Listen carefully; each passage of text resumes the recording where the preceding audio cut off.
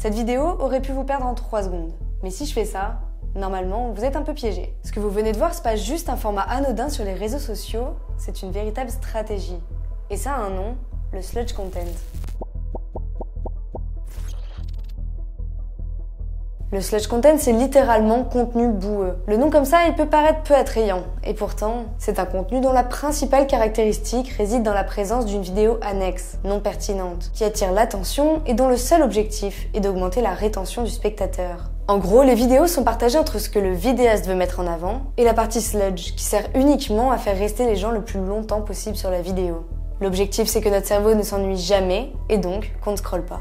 Le plus souvent, les sludge content incluent des parties de jeux répétitifs, comme Subway Surfer, des vidéos dites satisfaisantes, vous savez ce genre de vidéo qui nous fait sentir étrangement bien, ou alors des dessins animés, ou même tout à la fois. Le but, c'est de vous capter à tout prix, parce que l'attention, c'est la monnaie d'Internet. Et plus vous restez, plus l'algorithme pousse la vidéo. Le but du sludge content est donc de capter votre attention en hackant votre cerveau.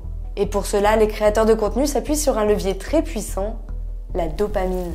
La dopamine, c'est un neuromédiateur, une molécule qui active le système de récompense de notre cerveau. En gros, plus on en reçoit, plus on en veut. Et les réseaux sociaux sont pensés pour envoyer fréquemment des signaux de dopamine. Le cerveau identifie donc la vision de la vidéo comme gratifiante et en redemande. Certains utilisateurs vont même jusqu'à décrire le sludge content comme hypnotisant. Parce que ces vidéos jouent sur une surstimulation avec 2 contenus complètement différents et donc qui nous envoient encore plus de dopamine. Alors quel est l'intérêt de faire ça? Parce que les plateformes comme TikTok, Instagram, YouTube veulent que vous restiez sur les contenus longtemps. Mais en même temps, il y a la contrainte de notre attention limitée, surtout sur les plateformes. Alors, les créateurs de contenu bricolent et testent ce qui marche sur nos cerveaux. Parfois, c'est pour faire passer un message, d'autres fois, c'est juste pour faire du clic, engranger des vues et monétiser. L'écran scindé en 2, ça n'a rien de nouveau. Il est utilisé depuis longtemps par les gamers pour suivre plusieurs parties en même temps, ou par les fans de sport pour jongler entre différents matchs. Mais aujourd'hui, ce format est devenu un outil de communication très efficace sur les réseaux sociaux. Par exemple, Kamala Harris a utilisé cette technique lors de l'élection américaine 2024. Le compte de soutien de la candidate démocrate, Kamala HQ, a posté une vidéo. D'un côté Donald Trump et de l'autre, une partie de Subway Surfer. Et ça a marché. Dans les commentaires, certains affirment avoir écouté toute la vidéo juste parce qu'ils suivaient le jeu vidéo. Parce que l'action continue donne l'illusion au cerveau d'une récompense, même si en vrai on écoute un discours.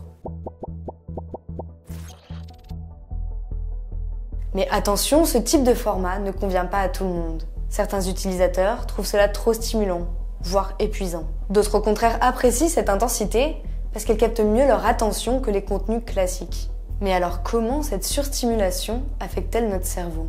Pour l'instant, il n'existe pas d'études scientifiques spécifiques au sludge content, mais la revue Scientific American a interrogé plusieurs experts. Ils ont fait le lien entre ce format et des recherches déjà menées sur les réseaux sociaux et sur le multitasking. En 2020, une étude a notamment révélé que les jeunes adultes qui utilisent plusieurs écrans en simultané, regarder une série tout en scrollant sur les réseaux sociaux et en envoyant des messages, présentent une attention et une mémoire affaiblies. En fait, le sludge content, c'est une sorte de multitâche concentrée sur un même écran. Le mécanisme est le même, une partie de votre cerveau essaye de comprendre un discours, un podcast, ou même cette vidéo, alors qu'une autre partie est en train de regarder du slime ou Subway Surfer. Résultat, votre attention se fragmente et il n'est pas possible de comprendre ou de mémoriser pleinement les informations dans chacune d'entre elles.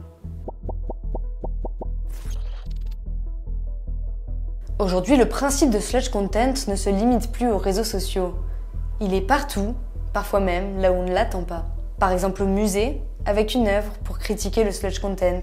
Ou encore pour les étudiants, avec la création d'une intelligence artificielle qui superpose un cours à un gameplay de Subway Surfer grâce à une voix générée par IA. Le but, aider les étudiants à se concentrer sur leurs leçons en captant leur attention, comme le ferait une vidéo sur les réseaux sociaux.